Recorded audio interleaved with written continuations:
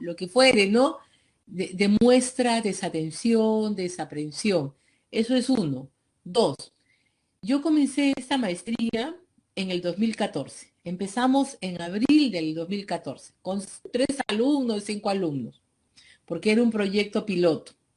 Hoy en día la universidad maneja varias maestrías de carácter semipresenciales. ¿Qué cosa es lo primero que yo descubrí?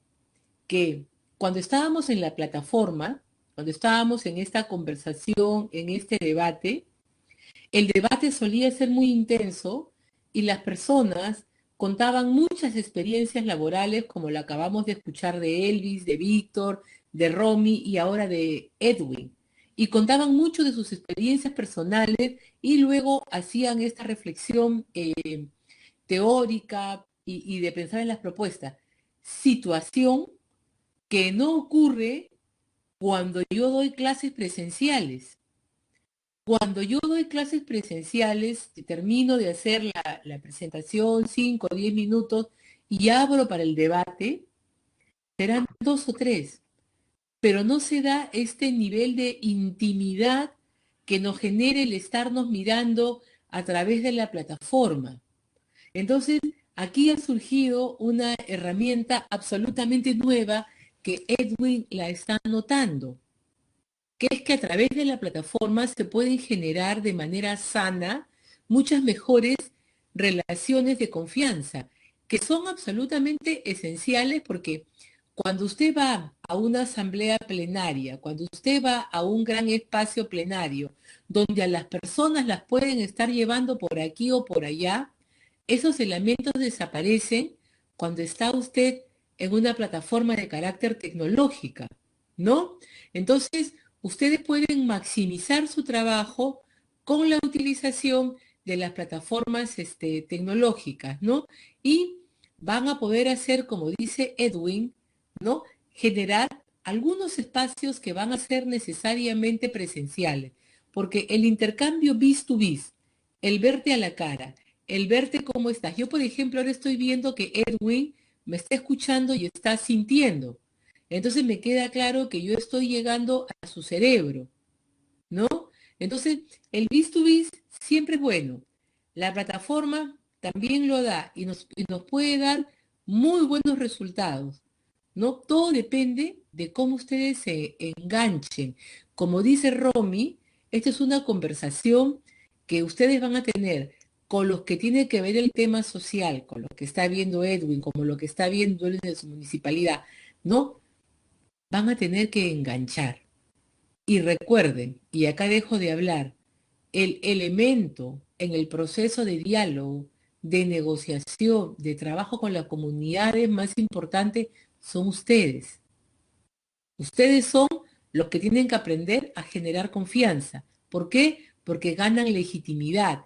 Una vez que ganan legitimidad, tienen que ser respetuosos de la confianza ganada y tienen que responder a esas expectativas. ¿Tienen que ser neutrales? No, tienen que ser apropiadamente justos, ¿no? Porque neutral no es nadie, todo el mundo tiene su idea, tiene que aprender a canalizar y a ver. Entonces, Edwin, muchísimas gracias por su presentación junto con la de Romy y la de Elvis, que nos está permitiendo entender de una manera global todo este mundo dentro del cual se desarrolla la conflictividad. Gracias, Edwin. Me parece que Gracias. José Luis, no sé si usted quiere agregar algo, el señor Muñoz quiere intervenir. Adelante. Sí, doctora, muy buenos días, colegas, buenos días a todos. En realidad sí quería intervenir porque, bueno, me trae mucho a a colación lo que justamente le había pasado a Víctor, que no tuve la oportunidad de verlo. En este momento aquí atrás está mi niño Sí. y es algo que ahora no solamente las organizaciones, sino también las personas, de alguna forma estamos empezando a cambiar la mirada, ¿no? O sea, antes nos desterritorializábamos para ir al trabajo, ahora el trabajo está dentro de casa, el estudio también incluso, y es un afán de que compartimos todos esos roles dentro del mismo espacio, ¿no? Como personas y desde el punto de vista psicológico, nosotros somos bastante territorialistas, pero ahora, digamos, tras esta situación nos enfrenta a una transformación de nuestra forma de tratar e incluso de sentir. Vamos a empezar a sentir a partir de la pantalla, ¿no? Ese abrazo te manda un abrazo virtual y más, ¿no? Con respecto a justamente lo que estábamos hablando del diálogo, me llama la atención porque tuve una experiencia bastante grata a partir de una negociación que se iba a dar con 6 comunidades campesinas, de las cuales prácticamente las 6 en su momento no se habían dado cuenta los ingenieros que era una comunidad que prácticamente era no letrada. Entonces, había un afianzamiento de que habían pasado invitación al diálogo, pero era un texto de una hoja en donde la gente lo recibía nomás, y justo tras la evaluación, ya después, se tuvo con que ellos no revelaban el hecho de que eran no letrados para no ser más vulnerables, ¿no? Entonces, yo me di cuenta porque empecé a decirle, sí, nos vemos tal día, ¿no? Y me decían, ah, ya, ingeniero. Entonces, y eso se lo digo porque yo llegué, digamos, un mes antes de la reunión, llegué yo, digamos, a campamento, a empezar a trabajar. Yo soy comunicador social y entonces notaba esos indicadores y hasta que me puse ya a hacer una especie de entrevista en profundidad con 2, 3 personas y mi ingeniero, aquí nadie lee. Y entonces, ¿cómo es que podíamos hacer la invitación a la presentación de la empresa y más, ¿no? Entonces, lo que diseñé era una especie de historieta, pero a partir de dibujos. Me hizo acordar el compañero que perifoneaba, que en su momento me dijeron, sí, pero hemos perifoneado, ¿no? ¿Hace cuánto habían perifoneado? Y hemos volanteado, ¿no? Y el volante era un texto, pero enorme, en donde obviamente no entendían de inicio a fin. Entonces, básicamente, y ahí atribuyo a lo que los compañeros, tanto Víctor, Edwin y Romy, estaban mencionando, sobre que hay que saber a quiénes nos dirigimos, cómo nos dirigimos y sobre todo saber si es que ellos están develando también el mismo código con nosotros, porque su comportamiento no verbal al respecto de distintos inputs que les daban, ¿no? Sí, nos vemos, ya han leído de esos temas. Esos indicadores para mí fueron bastante valiosos para poder transformar la comunicación con ellos, y uno de los programas que se tuvo como acciones con la comunidad para su propio desarrollo era empezar a darles clases, ¿no? O sea, era A, E, I, O, U desde allí, y tuvo un impacto muy, muy bueno porque éramos la primera empresa que había llegado allí, y la comunidad recibió muy bien este hecho de ayudarlos a hacer, a que sepan leer y escribir, ¿no? Obviamente no como un colegio, pero sí se instauró. Lo que llegamos a lograr es que en un 90%, la gran mayoría ya podía escribir, aunque sea un párrafo de 4 o 5 líneas. Y eso fue bastante, digamos, gratificante para la empresa. Y sobre todo, que ante el hecho que ellos escribieran, ya de alguna forma nos entendían en las piezas de comunicación, las herramientas, ¿no? A partir justamente del celular, porque allí justo no llegaba el celular, no llegaba la red, nosotros empezamos a tener alianzas con operadoras para que puedan poner torres y no solamente sirva para la organización, para la comunicación, sino también para la comunidad, y también fue un impacto. Entonces, incluso el alcalde nos agradeció y nos dijo que ellos estaban tratando por años y que no les daban bola, como se dice, ¿no? Entonces hubo un impacto bastante fuerte. Y ante eso, sobre la negociación de tender, digamos, una carretera por donde pasen nuestros vehículos por el tema personal, se volvió pues, como dicen, por un tubo. Todo fue muy bueno. El proyecto llegó a ser mina y ahorita la mina ya tiene varios años, ¿no? Les hablo de la mina Pierina, Barrick, ¿no? Entonces, en donde fue bastante gratificante ahí el hecho de poder identificar cómo es que vamos a negociar, cómo vamos y sobre todo a enfrentar el diálogo con las personas y saber previamente si es que en realidad nos están entendiendo desde una comunicación proactiva, ¿no? Como para a partir de ahí tender estrategias, pero prácticamente todo se empezó a discurrir a partir de que se pudo identificar que estas personas no, no sabían leer, ¿no? Entonces Claro, fue bastante grato. claro, la experiencia de Jorge Luis es bastante interesante porque él tiene que adentrarse en un espacio desconocido, desde donde el que lo llamen ingeniero ya marca la diferencia, pero ellos identificaron rápidamente la carencia. Esa carencia que si tú no la manejas iba a ahondar la discriminación. Y no hay peor sentimiento que el que genera la desazón de sentirse discriminado.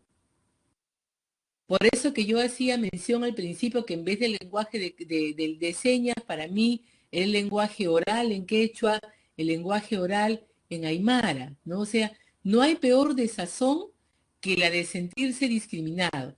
Si ustedes alguna vez han viajado a algún lugar del mundo donde culturalmente es distinto y el idioma en que habla es diferente, y ustedes se van a sentir terrible porque ustedes lo que hacen lo entienden todo mal, lo entienden todo al revés.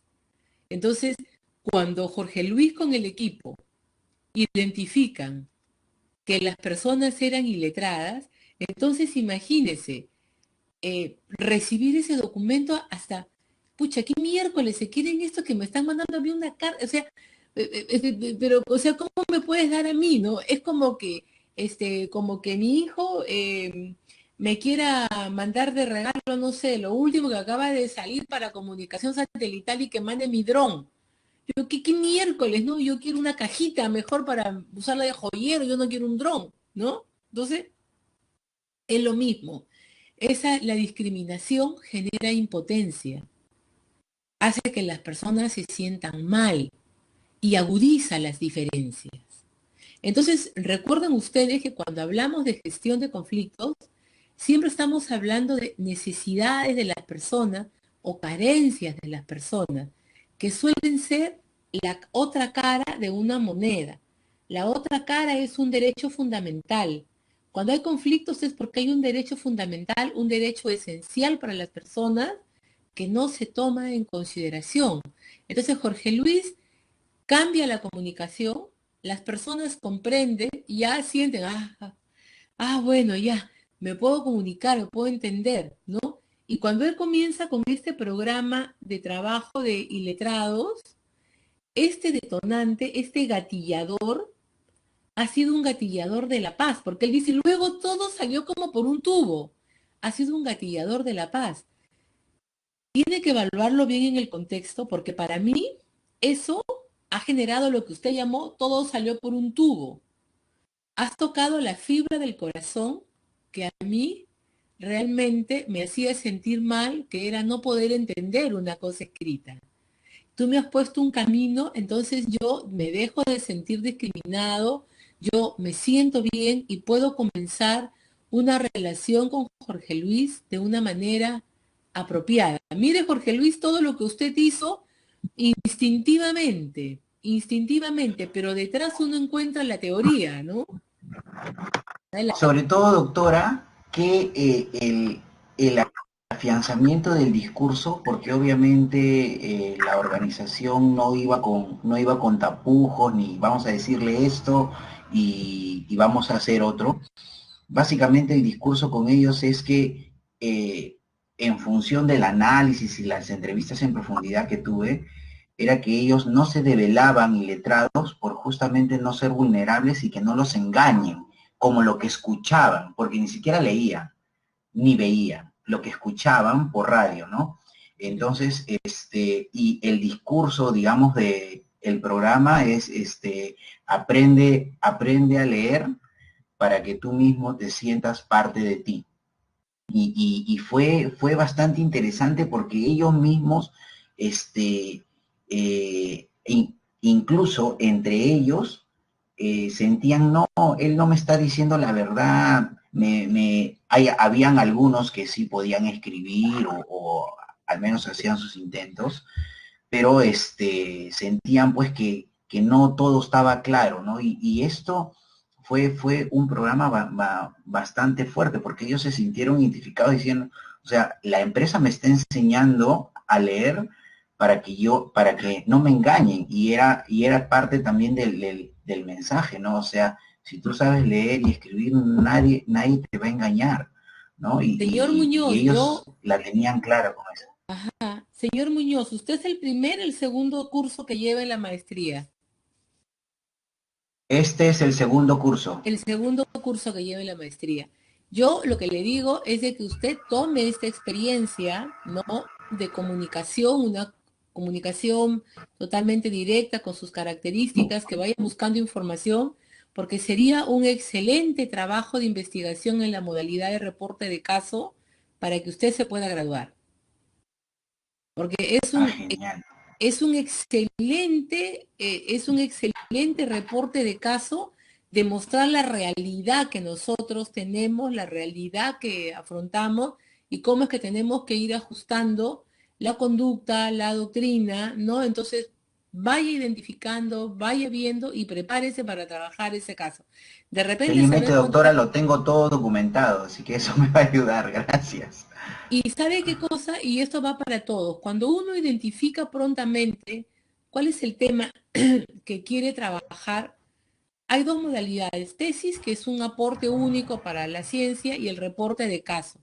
Cuando ustedes identifican tempranamente o se inscriben en la maestría sabiendo qué investigación quieren hacer, conforme ustedes van avanzando en los cursos, conforme van avanzando en las diferentes materias, ustedes van contrastando su idea con lo que van tomando, no sea cuando lleven derechos humanos 2, cuando lleven los derechos sociales y culturales, podrán comprender mejor lo del diálogo intercultural, el acercarse, cuando lleven paz y desarrollo, cuando lleven reclamos ante organismos internacionales, como un Estado que no cumple, ¿no?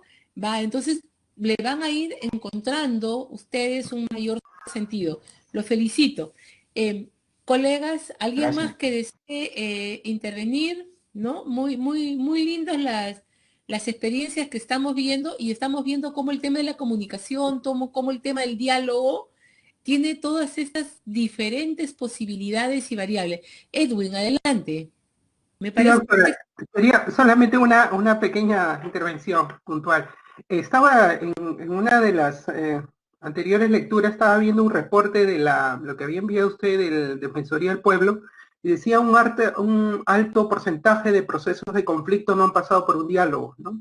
Entonces, ¿cuál usted considera que ha sido una de las razones principales? Porque es un alto índice que no, sabiendo que el diálogo es una herramienta fundamental para la mitigación del conflicto, ¿no? Mire, para mí uno de los principales temas, y suelo ser absolutamente crítica y lo he dicho públicamente, es de que el sistema de seguimiento de conflictos que tenemos es un perfecto sistema estadístico para saber qué está pasando. Pero las autoridades encargadas de hacer el seguimiento de prevención, como puede ser la Oficina de Diálogo y Sostenibilidad, o las oficinas de los ministerios, o de los municipios, o de las regiones, no lo utilizan para darle una lectura preventiva a la situación. En consecuencia, mira que hay, porque ustedes saben, ¿no? Hay este movimiento, sí se están armando, están diciendo, sí están armando los grupos de reclamo, sí el fulano está moviendo, el eso, y no tienen una actitud de prevención, ¿no? Dicen, no, lo que pasa es que yo no puedo intervenir porque no es mi competencia, comienza el peloteo por aquí que por allá. Para mí es la falta de cultura de prevención. Si ustedes entran a mi página de Facebook, en el muro está marcado una entrevista que tuvimos un día, ¿cómo se dice? Webinar, ¿no? En el en el Institute for Democracy de Miami, en el que yo precisamente hablé de conflictos, ¿no? Donde yo explicaba que en el Perú tenemos en la actualidad 197 conflictos reportados, de los cuales 134 están en actividad, y no hay ninguna actividad y no hay ninguna acción de carácter preventivo. Cuando yo fácilmente puedo entrar y ver en el listado tanto de Guyanaki como de la Defensoría qué cosa hay y tomar una actitud preventiva. Para mí la prevención es lo más importante. Lo dijo Jorge Luis, ¿no? ¿Se dieron cuenta qué cosa es la parte más importante que tuvo Jorge Luis en su presentación? Dijo, yo llegué a la zona un mes antes. Él llegó un mes antes y tomó todo lo que estaba pasando. Lo mismo ha dicho Romy, yo adecuo cuando voy a trabajar, entonces no estamos haciendo una tarea a nivel de prevención.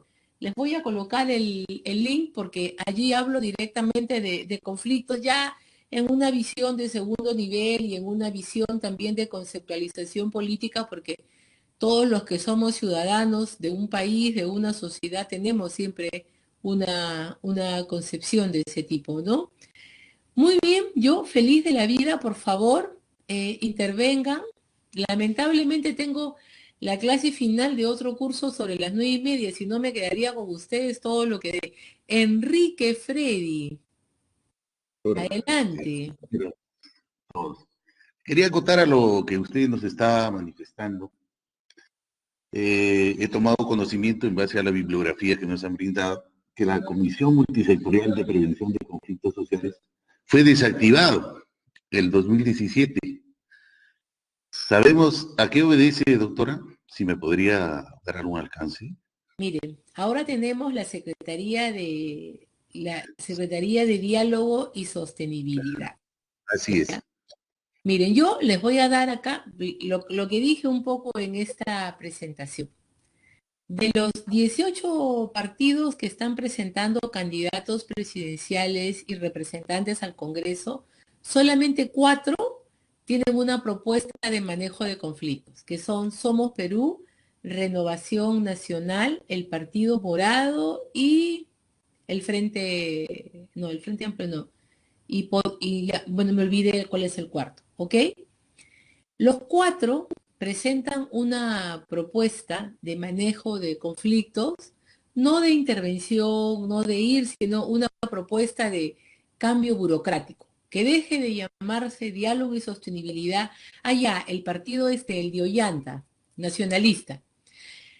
Pasemos a retomar nuevamente el alto comisionado por la paz. El partido morado, que pasemos a tener una intervención de coordinación con los principales actores y que participe la sociedad civil y la sociedad organizada para ver qué cosa podemos hacer. Somos Perú dice, no, hay que manejar el tema de las regalías. Y Renovación Nacional lo que dice, no, más bien hay que hacer de que las empresas mineras el 50% de sus ganancias las reinviertan en la zona. Todo un esquema de carácter burocrático. Ninguno presenta un plan de articular los 3 niveles de gobierno, municipio, región y gobierno central. Todos ustedes que manejan conflictividad, si estén en una empresa o estén en un sector gubernamental, saben lo que significa cuando llegan a una zona y el municipio dice, no, el Estado tiene que venir a intervenir, porque el municipio no se siente parte del Estado. O sea, ninguno presenta planes de gestión. Si yo, por ejemplo, fuera, a mí me dijeran, ¿usted qué cosa va a hacer? En primer lugar, no cambio nada, lo dejo como está. ¿Y con qué cosa comienzan a trabajar? Comienzan a trabajar con planes de intervención. En primer lugar, lo que tienes que pedir es que todos te reporten cuáles son los conflictos latentes y los presentes que tienes. A los presentes tendrás que darle la atención de quien está montando un caballo. ¿Y a dónde tiene que ir tu atención prioritaria? A los latentes. Esos son los que tú puedes evitar continúen la escalada del conflicto, ¿no? Tú tienes que prestarle atención a los latentes. ¿Qué necesitas para eso? Personal capacitado. La gran mayoría de personas, practitioners como ustedes, que están involucradas en el manejo de conflictos, han ido desarrollando habilidades personales de una manera propia. Entonces uno puede comenzar a trabajar en el tema de la prevención. Y hay otro asunto, que es la altísima politización de los reclamos sociales, porque siempre hay un conflicto porque hay un interés, una necesidad. Para que el conflicto sea social, es la comunidad, el pueblo, las personas, las que plantean estos requerimientos ante las instancias. El conflicto político es aquel que toma la necesidad o la carestía y la envuelve y la lleva a una toma de carretera, la lleva a un paro agrario, la lleva a una paralización de la zona. El conflicto político es el que, como quiere tener el control del poder, te trae al espartambo para que te discipline a la población y establezca el cumplimiento de tus reglas de conducta. El conflicto político es el que no quiere diálogo, es el que pide mesa de diálogo, pero ¿para qué? Para destrozarla y reforzar el poder que tiene en la zona.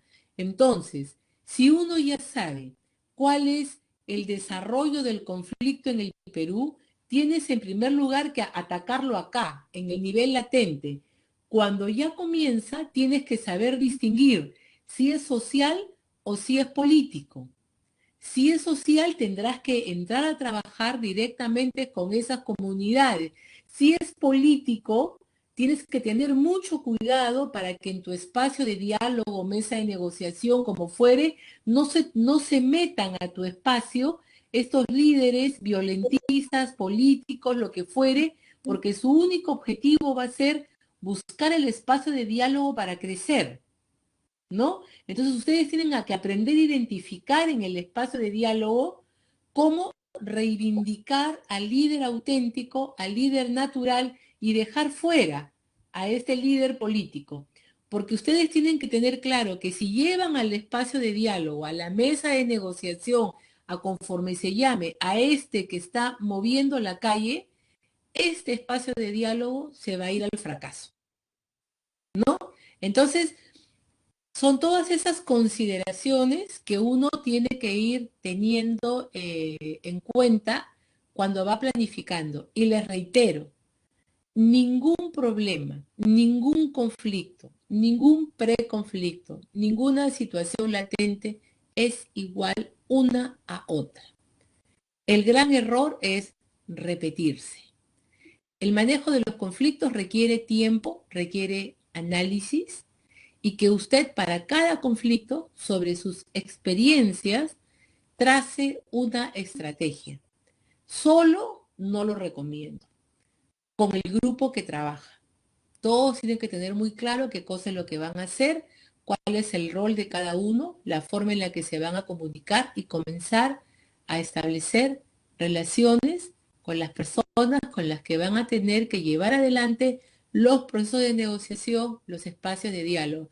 Le dejo la palabra al señor Inostroza porque por los comentarios que usted vierte, tanto en la tarea como en las evaluaciones, aprecio que usted es una persona que tiene experiencia de campo. Sí, doctora. De acuerdo a la experiencia, para mí es muy importante el diagnóstico situacional de la zona donde vamos a operar. Importante para identificar a los líderes, conocer sus debilidades, sus amenazas, qué factores externos o internos podrían influir para el tema del diálogo y convenir, pues, ¿no?, a lo que uno está orientado. En el caso de la construcción es bien difícil. Yo, modestia aparte, tengo bastante experiencia. He estado liderando megaproyectos de la construcción, como es el caso del tren eléctrico, proyecto Phoenix Power, he estado en Las Bambas, donde hemos tenido, pues, que interactuar con diversos tipos de líderes, ¿no? Es muy distinto un líder de la construcción civil que un líder de una comunidad, como es el caso de Lima, por decirles, tren eléctrico. Mayormente se presentan organizaciones pseudo sindicales formadas por reos que ponen condiciones. En el caso del Callao, por decirle, ¿no? Cuando ingresamos a construir unas viviendas, el hecho de dialogar nomás nos pedían 75,000 soles para sentarnos a la mesa, lo cual nosotros nunca permitimos. ¿Por qué? Les explicábamos nuestro plan de trabajo de responsabilidad social, que era darle la oportunidad de trabajo a todo el personal de la zona de impacto laboral, ¿no?, con la categoría de ayudantes, porque mayormente se presentan, pues, personas, ¿no?, que han delinquido y todo eso, pero tenían que haber resarcido sus penas ante la sociedad, tenían que estar exentos de todo proceso, lo cual nos dieron buenos resultados, pero teníamos que saber tratar el tipo de lenguaje, ¿no? No es lo mismo hablar con una persona, pues, culta, conocer también la idiosincrasia, cómo operan. Normalmente la banda de delincuentes operan con delincuentes que están en los penales, ¿no?, y te empiezan a coaccionar y todo ello. Y así sucesivamente. En cambio, cuando estuvimos en Las Bambas, era otro tipo de trato, ¿no? Son campesinos que tienen ideología, pues, más arraigada a la izquierda, ¿no?, más radical, defensores de los derechos de la masa trabajadora, la clase campesina. Entonces, conociendo uno, para eso, como reitero, ¿no?, el diagnóstico situacional, conocer con quién vamos a tratar. Entonces, tú tienes que incidir en ellos, llegar a ellos, buscar la empatía, ¿no?, y ser sincero sobre todo. No podemos fallarles, porque el hecho de que tú, por X motivos, puedas tergiversar la esencia de la comunicación, eso te va a acarrear problemas, porque a la postre de eso se coge. Ese señor es un mentiroso, ese señor nos engañó, el señor prácticamente pierdes tu valor como interlocutor o como mediador para poder solucionar. Paréntesis. Eso es lo que en teoría se llama la legitimidad, ¿no? Usted ha trabajado para lograr legitimidad, que es su palabra, que es el saber dar. Eso es absolutamente importante. Adelante, señor Inostroza. Entonces, si uno llegaba, lograba el consenso, entonces ya, pues, uno convenía, ¿no?, la participación de todos los pueblos, de todas las comunidades. Y como le digo, la empatía, muy importante.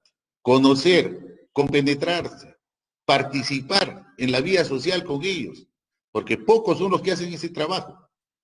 Muchos están en el escritorio y están dirigiendo, pero no es como sentarse, conversar, participar, por decirle, en un bautizo propio de ellos. Eso no significa, pues, uno que quiera quebrantar las disposiciones en cuanto a los compromisos, ¿no?, éticos que tiene uno, el de embriagarse, por decirle, ¿no?, el hacer cosas, enamorar a las chicas de la zona.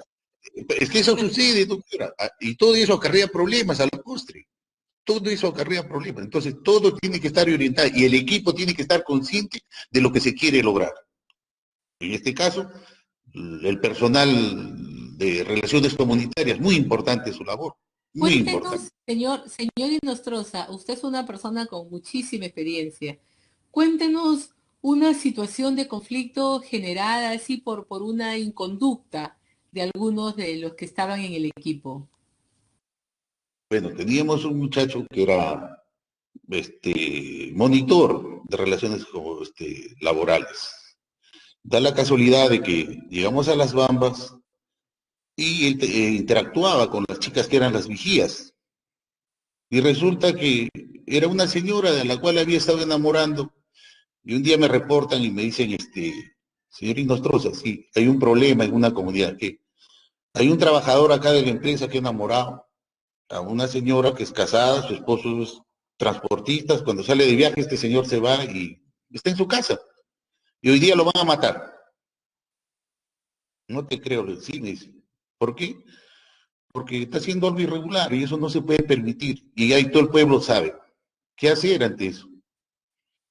Yo entré, también me puse pues una situación en favorecer, no permitir, dije, no permitiera que le quiten la vida, pero que le den una sanción moral a este señor o que lo castiguen de acuerdo a la costumbre del pueblo para que no vuelva a hacer eso. Pero no se puede hacer, primero tiene que primar los derechos fundamentales, dice, ¿no? Y para ello nosotros tendremos que aplicar, en este caso, el reglamento interno de trabajo, o en todo caso, pues si ya cometió un delito, a las autoridades correspondientes para que procedan de acuerdo a sus facultades.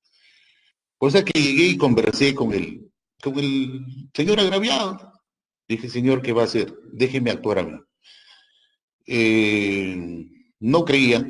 No, ustedes están acostumbrados, van a favorecer. No, le dije. Inmediatamente vamos a aplicarle el reglamento interno de trabajo a este señor y lo vamos a despedir por un acto de inconducta grave, por haber enamorado a una persona a la cual no, y sobre todo poniendo en peligro la unión conyugal y la descendencia. Y sus hijos de esta señora trabajaban también en el proyecto. Imagínense todo el problema que me estaba causando. Que si no se actuaba oportunamente en sacarlo del proyecto y sancionarlo como correspondía, ya se produció un problema social, ¿no? Se exacerbaban los ánimos y nos paraban la obra. Y un día de paralización, en el caso de las Bambas, doctora, costaba $5,500,000 por día. Para mí fue un gran reto. Durante mi permanencia no tuve ningún día de paralización. Bueno, me siento orgulloso, ¿no? Por esa parte. Es una pequeña experiencia. Y así hay muchas otras que han pasado, ¿no? Dentro de mi modesta experiencia, doctora. Qué importante, ¿no? O sea, la libertad del individuo de enamorarse, de circular, de poder establecer diferentes tipos de relaciones, visto en un contexto de reglas, de respeto, de diferencias culturales y de una eventual generación de conflictos, ¿no? Qué bonita historia, señor Freddy, porque, señor Inostroza, qué bonita historia, porque muestra cómo se puede desencadenar un conflicto por una situación de libertad, pero en un contexto donde ella no podía ser ejercida porque había todo un marco cultural, ¿no? Para las personas de la comunidad esto era muy fuerte. Para mí, uno de los conflictos conductuales más delicados surgió hace como 20 años en el Perú, cuando se estaba construyendo la base del gas de Camisea.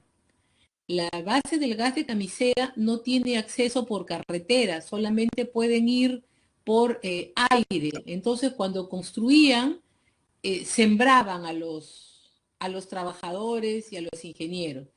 Y los encargados de la construcción eran argentinos. Y se armó la primera huelga, se armó una cosa así terrible, ¿no? Y yo tengo amistad de muchísimas décadas con una funcionaria del Ministerio de Trabajo que suele manejar casos muy delicados. Y estaba pues la huelga del gas de Camisea y la encuentro y le digo, oye, ¿qué pasó? Le digo, ¿qué ha ocurrido? ¿Qué cosa está pasando? Y me dice, acabo de terminar la primera reunión extraproceso. ¿Y sabes cuál es el problema? Me dijo, porque tienen todo, tienen comida, los llevan, los traen, los implantan, los siembran. Me dice, todo está organizado. El problema es las lisuras que hablan los argentinos, ¿no? Entonces, nosotros tenemos un nivel de lisuras completamente distintos, pero estos señores utilizaban unas palabras que para nuestra cultura son absolutamente peyorativas, ¿no? Y además no estamos acostumbrados, o en esas épocas no estábamos acostumbrados a un trato tan cargado de palabras sazonadas, ¿no? Entonces, estamos terminando la clase con esta reflexión que han planteado tanto Romy como Elvis, como Víctor, como Enrique, como Edwin, y como ¿cómo se dice? Mi pariente, Jorge Luis, los problemas son humanos. Los problemas los generamos nosotros o los problemas los resolvemos nosotros. Y cada uno de ustedes ha mostrado cómo cuando identifica, fíjense, ¿eh? Todos ustedes han demostrado esta habilidad para identificar la situación problemática, o sea, el hecho que puede generar el escalamiento o el conflicto, y allí han adoptado las medidas correctivas y han comenzado a interactuar. Jorge Luis cuando identifica a los iletrados, Elvis cuando identifica de que el perifoneo ya no es suficiente, Romy cuando asume que las categorías culturales son distintas, ¿no? Víctor también nos indica ese tipo de cambio cuando identifica la situación. Edwin, lo mismo, ¿no? Entonces, qué importante que es el set de table, porque eso es lo que implica realizar un buen set de table. ¿Quiénes son los actores? ¿Cuál es la cultura? ¿Qué hechos tenemos? ¿Cuáles son los problemas? ¿Cuál es el entorno? ¿Qué necesidades tenemos? ¿Cuáles son las obligaciones que tenemos que asumir? Muchísimas gracias por su atención, por su paciencia. Terminamos este módulo del primer curso de diálogo muy contenta, muy regocijada por mi parte, y seguramente nos volveremos a encontrar mucho más adelante en alguno de los otros cursos que yo suelo dictar, que ahora es nada más el de análisis para hacer el tema de coyuntura. Pero por ahí a veces cuando algún profesor falla, yo suelo entrar como cambio. Se está acabando la hora. ¿Alguien que desee comentar algo? Adelante.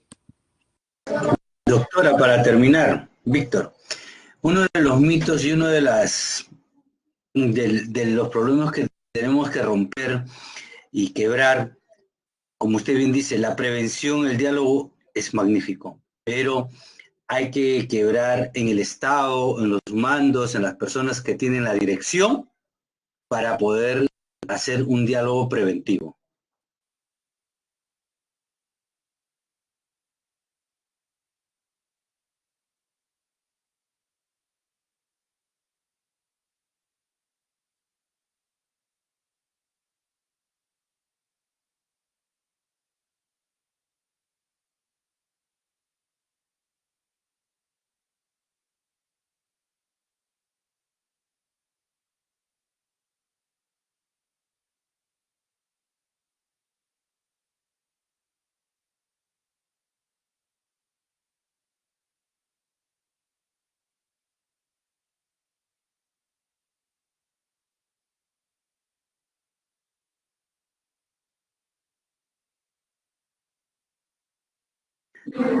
Chicos, hasta luego, parece que ya se acabó la hora.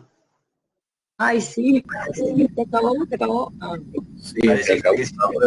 internet se fue. Hasta luego, chicos, cuídense. Ya, chicos, hasta luego. Que tengan un buen día. Igualmente. Luego, Hasta la próxima clase. así es, la otra semana. Hasta la próxima. Cuídense, hasta luego.